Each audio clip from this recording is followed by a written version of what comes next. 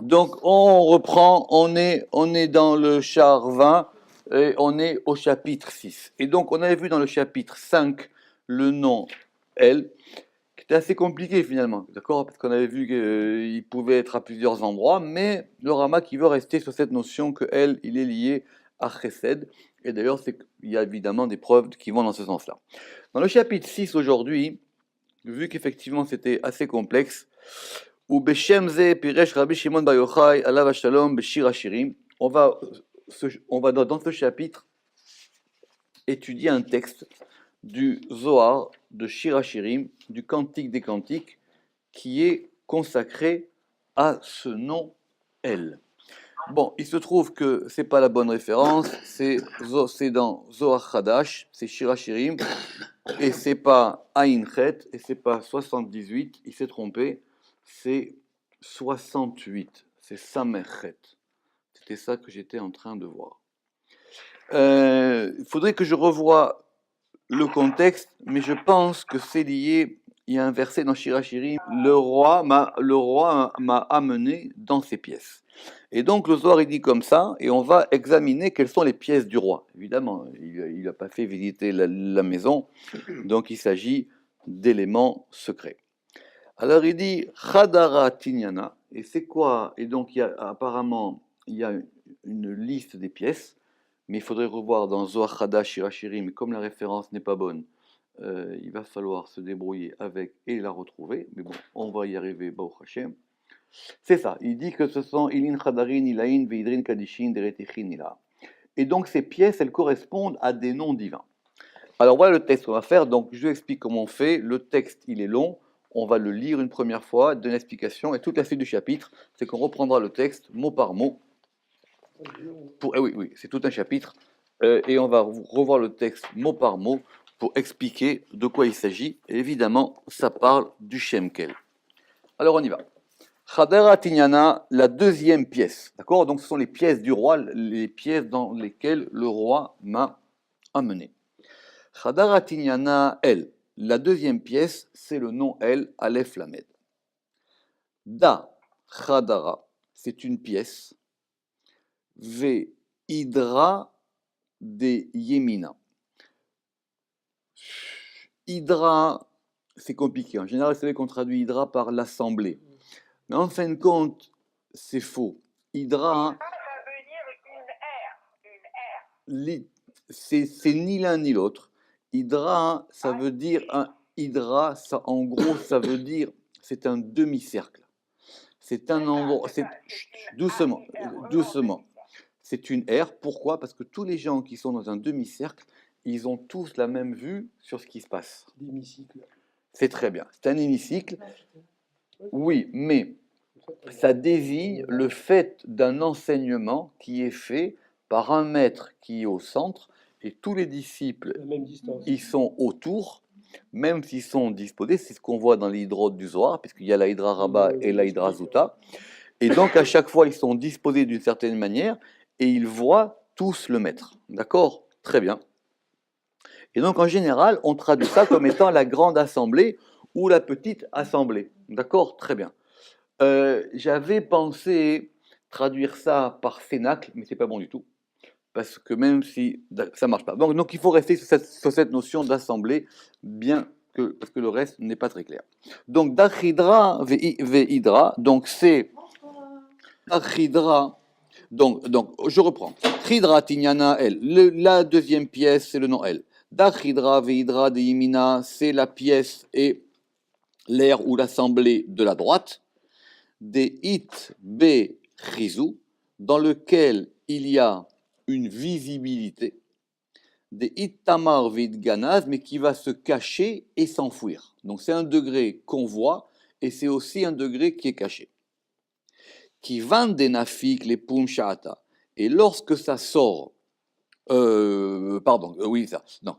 qui vend des nafik venaïr, et lorsque ça sort et que ça illumine les fum shata pour un instant, miyadid ganiz, aussitôt ça va se recacher. Donc c'est quelque chose qui apparaît, on le voit et tout de suite après ça va se recacher. El, ama ikrahi.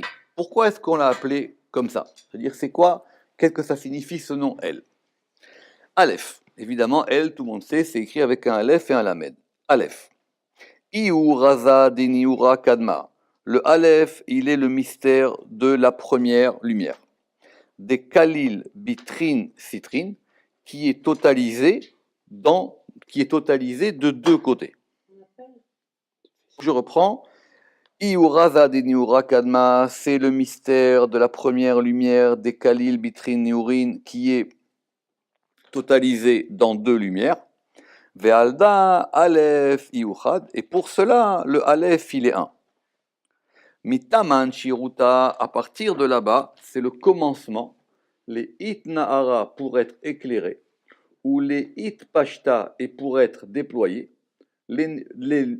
pour déployer les lumières néurines, les Cholstar de chaque côté.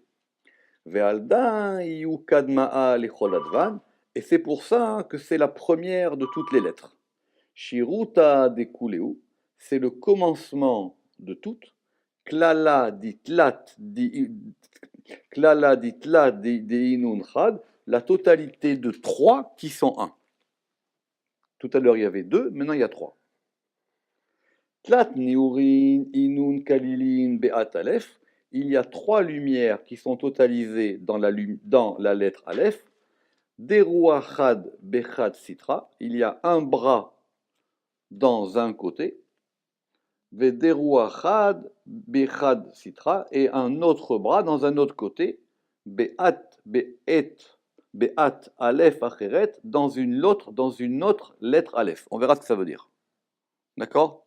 Donc je reprends, simplement. Donc ce Aleph Lamed, on commence par le Aleph. Le Aleph, c'est la lettre du commencement. C'est la lettre d'où partent toutes les lumières et où sont totalisées deux et où on va totaliser trois. D'accord? Dans cette lettre qui est Aleph, il y a un bras droit qui est il y a un bras qui est d'un côté et il y a un bras qui est dans un autre côté, dans un autre Aleph. Vav Be'em Saïta, et on a le Vav qui est au milieu, des Kalil Trin d'héroïne qui totalisent les deux bras. D'accord? Ça veut dire quoi? On va considérer simplement, on a le Aleph, on a un Yud en haut, un Yud en bas et un Vav au milieu.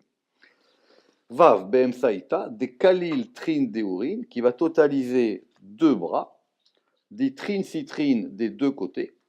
Et on a besoin de la mesure du milieu, betrin deroin, des deux bras, des trin citrin des deux côtés, begin des iou natilun, parce qu'il les prend, ve iou bilchudouy, et il est seul, betarvayou, et il est unique entre deux, aleph, esh misitrada, il est feu d'un côté, maïm disitrada. Ça veut dire qu'on va considérer qu'il y a une partie feu et une partie eau, une partie chesed et une partie gvura. Besitrada, ruach pasik bem saïta, et on a le vent qui est au milieu. Donc on reparlera après ça dans l'explication. On a donc le feu, l'eau, et quel est l'élément intermédiaire entre le feu et l'eau? C'est le ruach. Donc on va considérer quoi? Que ce aleph, il est chesed gvura tiferet. Chesed d'un côté, Gvura d'un autre côté, et l'axe, non, il n'est pas central. Enfin, l'axe médian, l'axe médian, il est considéré oblique, tout à fait. Et l'axe oblique, tout à fait, il est au milieu. Venatil bitrin citrin, et il prend des deux côtés. Vekuleu iuchad, et tout ça, ça fait un. Vetu, de plus. Aleph, da, ce Aleph-là. It pashad ve'it kalil, il va se déployer. Ve'it kalil, et il va se totaliser. Beklala de kuleu, dans la totalité de tout. Ici, on va considérer les lettres par rapport à un arrangement des sphirotes qui va commencer à chesed. Et donc, ce Aleph, c'est la lettre centrale à partir de laquelle tout va commencer à se déployer. Vekivan de ou kalil bishlimu. Et puisqu'il est totalisé en perfection, ditrin citrin des deux côtés, be'it aru diltata, lorsqu'il par un éveil d'en bas, it ar legabe nugve va s'éveiller à son côté son féminin. Ça veut dire qu'il va y avoir un Aleph. Le Aleph, il se déploie. Et quand il y a quelque chose qui arrive d'en bas, ça va produire un élément féminin. Ve'itaper Aleph beraza achara. Et le Aleph, il va se renverser ou se transformer dans un autre mystère. Ve'natil nugve. Et il va prendre son féminin. Donc en gros, on va avoir une union dans le Aleph masculin et féminin, ou plutôt du Aleph avec une autre lettre. L'etata miné, en dessous de lui, ou mitrabran kechada, et ils vont s'unir ensemble, ou chedin, et alors, ou ainsi, nekuda ilaha sharia ale, il y a le point supérieur qui réside sur lui, les arza'a pour montrer, des neura ilaha, que la lumière supérieure, nekuda le point, kemaita, il se maintient, Beraza di Shrinta ila, dans le mystère de la Shekhinah. Non, Kamaïta, c'est pas. Kamaïta, c'est la première. Kuda Kamaita, que le premier point, dans Beraza di Shrinta ila, dans le mystère de la Shekhinah supérieure, la Sharia, et la Shekhinah ne peut résider, Ela Beatar de Yudachar Venukva, que dans un endroit où il y a du masculin et du féminin. D'accord? Ou mitrabran kekechada, lorsqu'ils sont unis ensemble. Parce que pour que la shrina elle descende, il faut qu'il y ait une union du masculin et du féminin.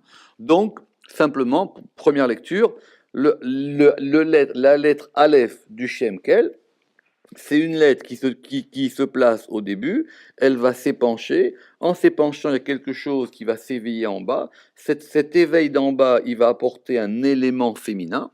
Ces deux éléments féminins, ils vont s'unir. Et du coup, il y a la shrina d'en haut qui est ici considérée comme un point, qui va illuminer ce Aleph. Tachazé, viens voir. Bereshit bara Elohim et. Pourquoi le Zohar il dit Tachazé? Parce qu'une fois qu'on a expliqué la chose, enfin qu'on a donné la théorie, on va dire, maintenant on va vous le montrer. Alors prenez bien ce verset.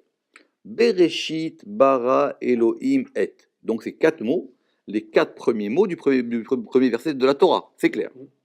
Acha dalet alfin. Dans ces 4 mots, il y a 4 aleph. Le aleph de Bereshit, le aleph de bara, le aleph de Elohim et le aleph de et. C'est ça le tachazé, c'est que maintenant, on va te montrer, on va te donner l'exemple. Je vais te le montrer. Donc ici, on a 4 aleph. Mitrabran kechada. Et ces 4 aleph, ils vont s'unir ensemble. Dachar venugva, masculin et féminin. Bedalet tivin, dans 4 mots. Bechol teva veteva. Et dans chacun de ces mots, Aleph de Iou Dachar, il y a le Aleph qui est masculin, ou Bechol Teva Veteva, et dans chaque mot, At Chad de Iou Nugva, il y a une autre lettre qui est féminine. Mais laquelle c'est? Il ne le dit pas. Il ne le dit pas. Ça veut dire, vous prenez Bereshit, Bara, Elohim, Et, vous entourez, vous avez les 4 Aleph. Ces 4 Aleph, ils sont 4 éléments masculins qui sont dans 4 mots, et à chacun de ces aleph, il va être lié avec une autre lettre qui est féminine. Évidemment. Ou besifra de Rav Amnuna Saba. Et voilà comment c'est expliqué dans le livre de Rav Amnuna Saba. Bereshit, Adam Vetete. Dans Bereshit, c'est Adam. Dans Bereshit, c'est Adam et sa femme. Donc le premier aleph, c'est Adam, et la femme, on sait pas quelle lettre c'est. Bereshit, c'est Adam Vetete. Bara, c'est Avraham Venugve. C'est Abraham et son féminin. C'est normalement Abraham et Sarah, mais le Zohar ici, il a dit Abraham Venugve. Elohim, Yitzhak Venugve. Et Et, Yaakov Venugve. Et Et, c'est Yaakov et sa femme. D'accord? Donc, on va lire maintenant le premier verset de la Torah, où on va regarder les aleph, et chacun de ces aleph qui est dans le mot, et dans le mot, il y a un élément féminin.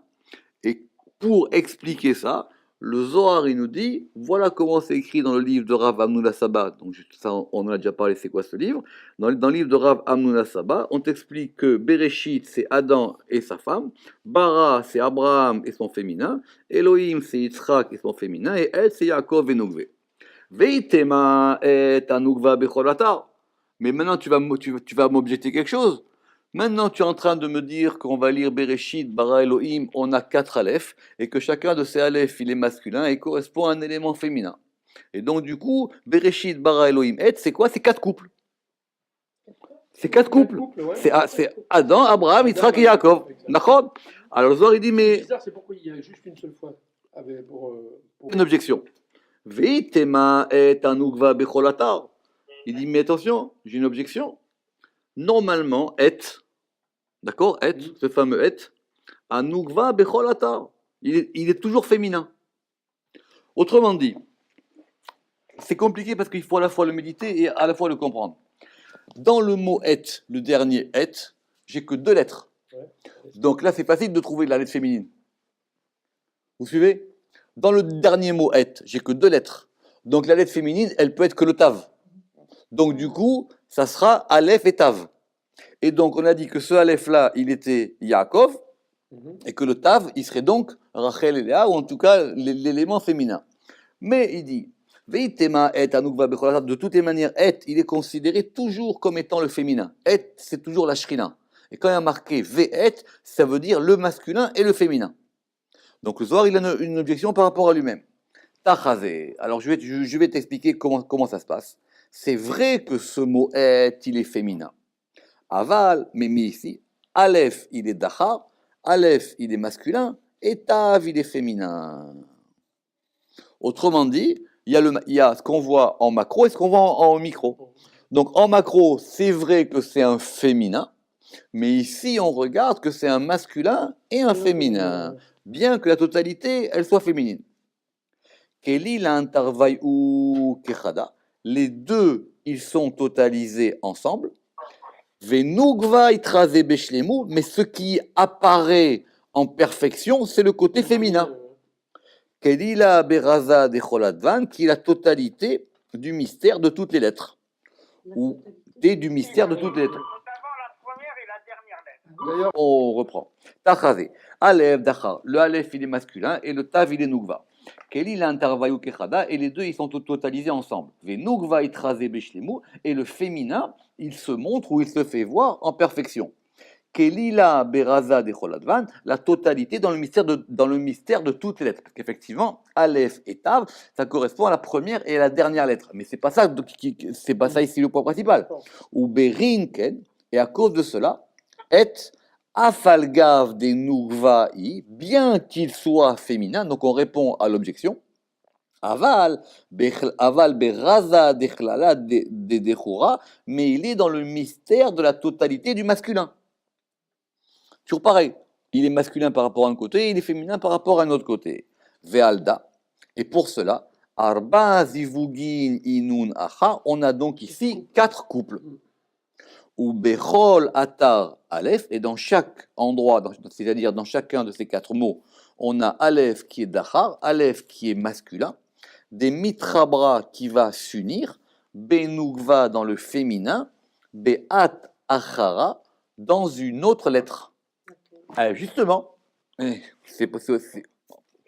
cette chose-là, elle s'appelle Kiryat Arba.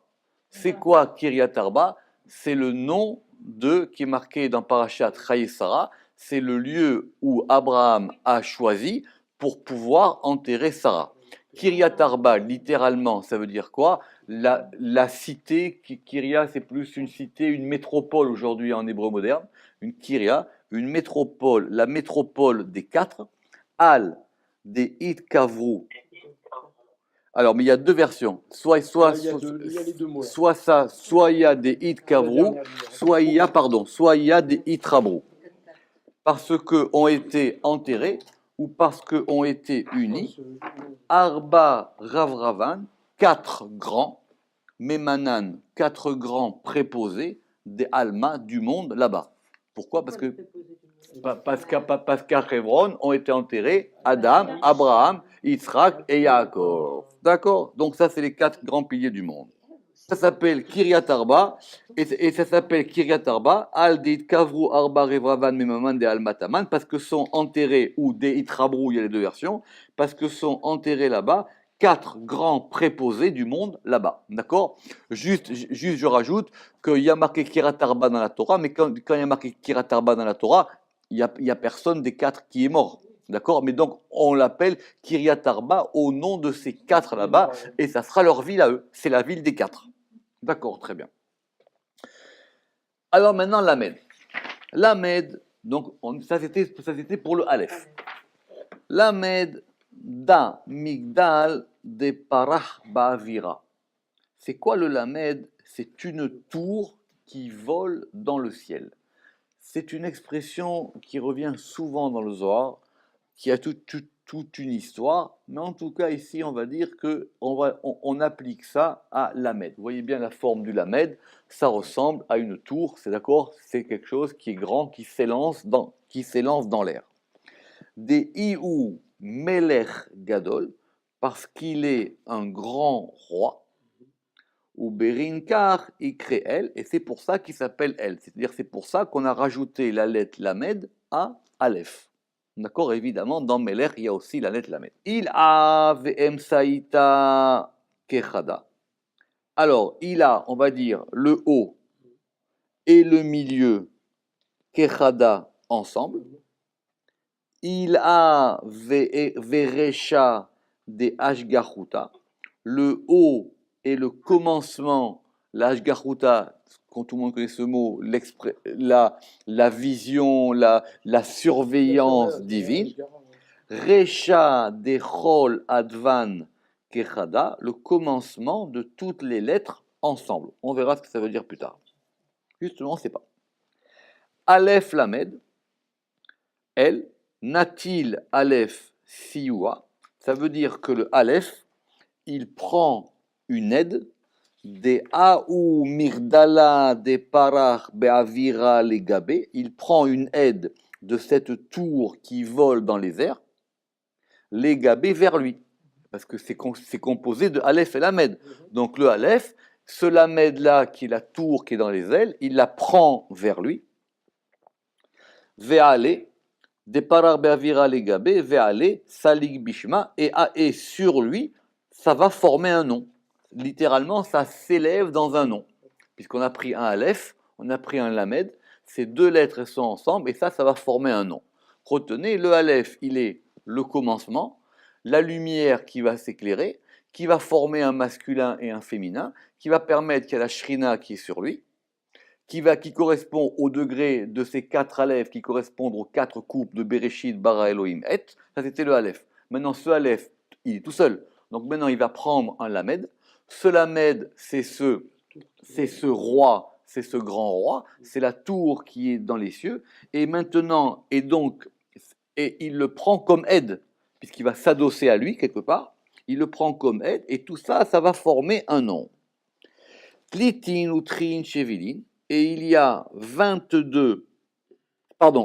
32 sentiers, Inun denafke meoraita, qui sortent de la Torah, Inun, et ils sont Raza de Esser Amiran, et ils sont le mystère des 10 paroles de la création, Ve'esrin utrin advan de Oraita, et des 22 lettres de l'alphabet. D'accord? Ça, c'est dans Sefer Yetzira. C'est comme ça qu'on arrive à 32. L'une des manières d'arriver à 32, c'est les 22 lettres de l'alphabet, plus, non pas les 10 sphirotes, mais les 10 paroles de la création, ce qui est beaucoup mieux, ce qui est beaucoup plus clair.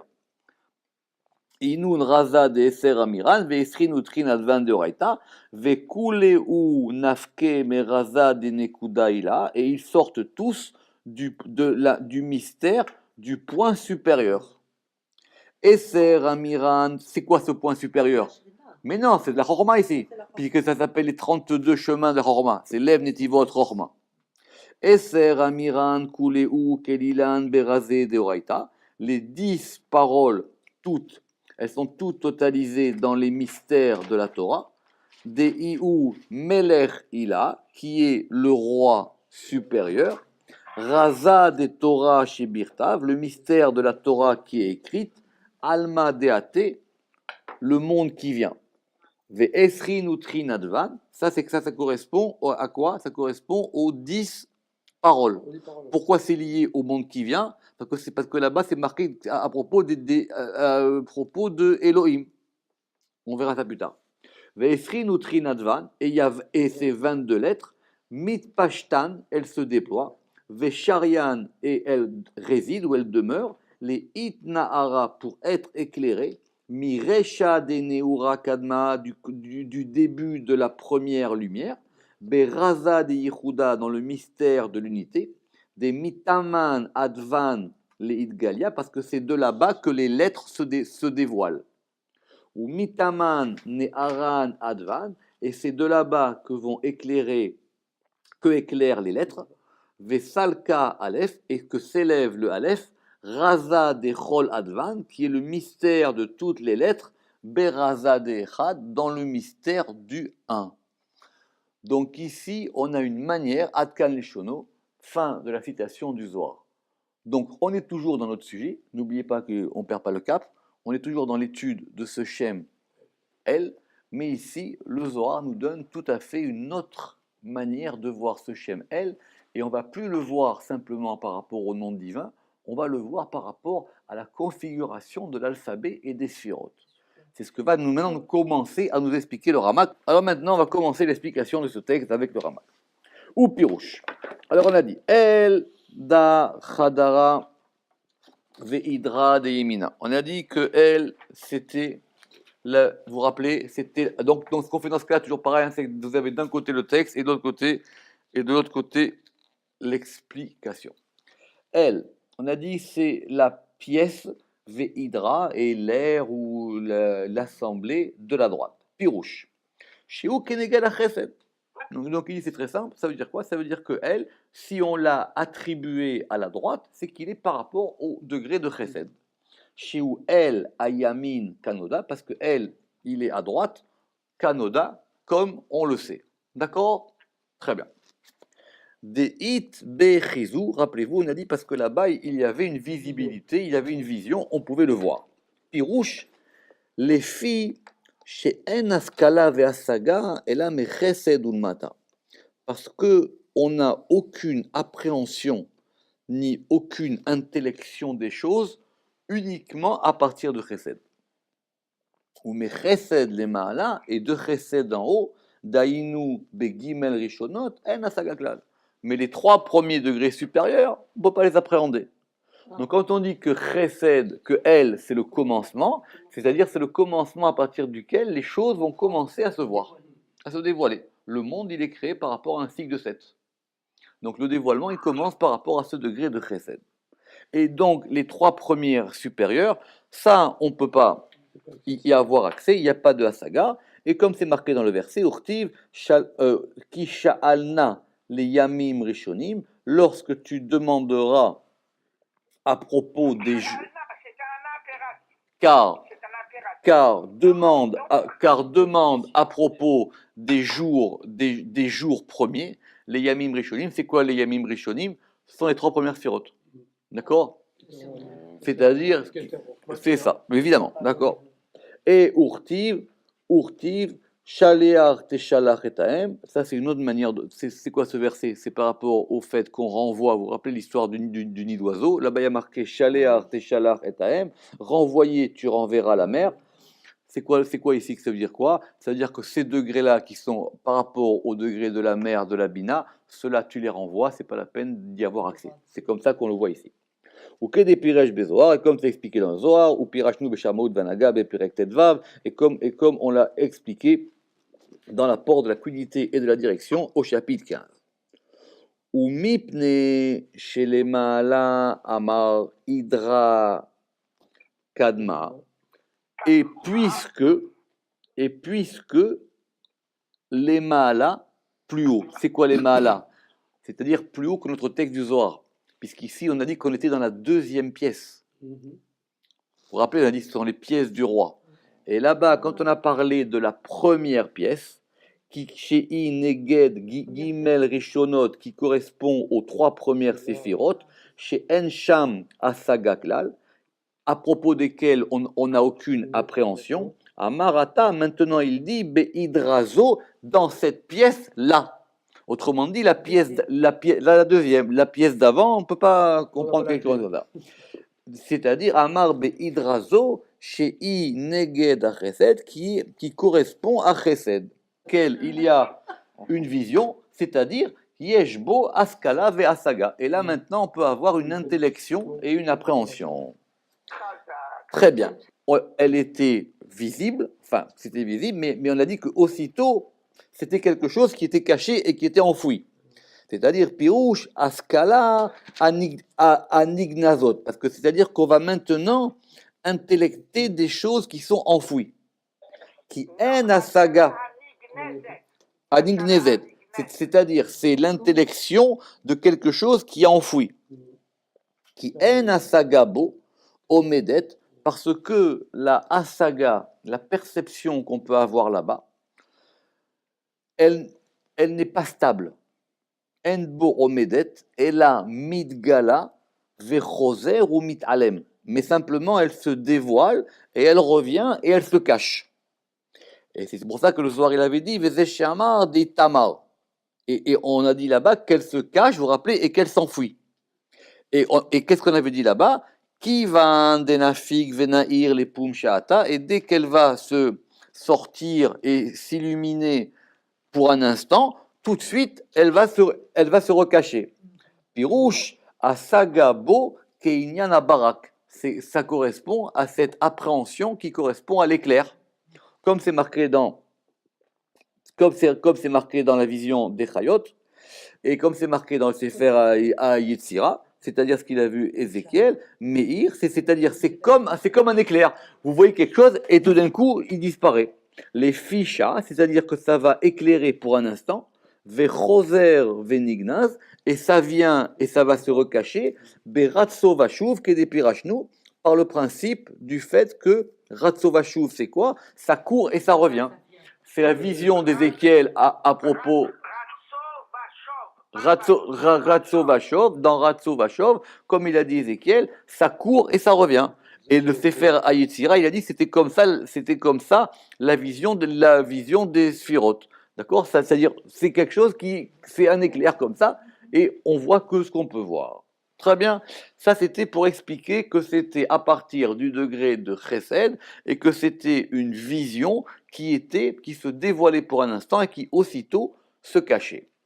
Première question du Zohar, on a dit Aleph Lamed, Amaïkrachi, pourquoi il s'appelait ainsi? C'est quoi cette question? Akavana lever yichas Hashem azeh beotiotav el chesed. Ce qu'on veut ici, c'est établir le lien des lettres mêmes avec chesed. Eh oui, si on attribue le Shem El Chesed, il faut bien qu'on trouve qu'il y a un lien un lien dans les lettres elles-mêmes par rapport à Chesed. Aleph, Iou, Raza. On a dit que le Aleph, c'était. Qu'est-ce qu'il avait dit? On avait dit que le Aleph, c'était un mystère. C'est le mystère de la première lumière. Raza de Niura Kadma, de Kalil Bitrin Niurin, de la première lumière qui est totalisée dans 2 lumières. Vous vous rappelez ou pas? Très bien. Pirouche, Ikara Aleph Bechesed. L'essentiel ou le principe de Aleph, il est lié à Chesed. Ou Moré Yehudo. Et il indique son unification. Imshte Sephirot, avec 2 Sephirot, Veklalutam et leur totalité. Shehem, Gevura et Tiferet. Donc ça veut dire qu'on va voir les choses d'une manière différente. On va voir le Aleph comme étant le principe d'unification avec Gevura et Tiferet. Alors que normalement, c'est quoi le lien d'unification? C'est Tiferet. Vous suivez? Justement. Ve'alda. Et c'est pour ça, on a dit que le Aleph, il est 1. C'est pour ça qu'Abraham, alors il dit Ukshalo.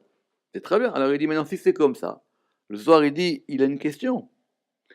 Denima de Aleph Yut La Tava'an. Si tu me dis que maintenant le Aleph, c'est la totalité de ces 3 degrés, qui sont donc les 3 patriarches, Chesed, Gvura, Tiferet, Abraham, Yitzhak et Yaakov.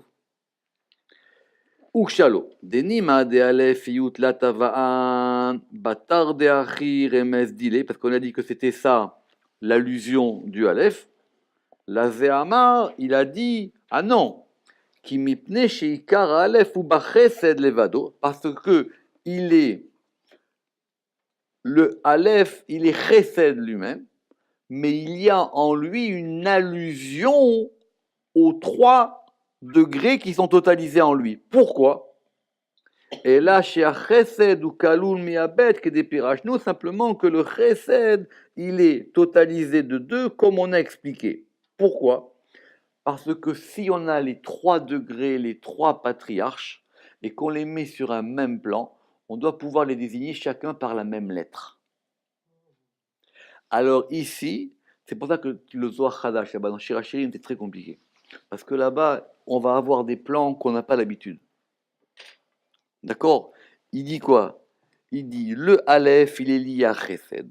C'est vrai que Chesed, il est la totalité des 3. Et qu'on va avoir une allusion à l'union des 2, c'est-à-dire Gevura et Tiferet en lui. Mais tout ça, c'est lié au Chesed. Velachen, Itiaches Yota Aleph Inyano Echad. Et c'est pour ça qu'on va attribuer au Aleph une seule particularité.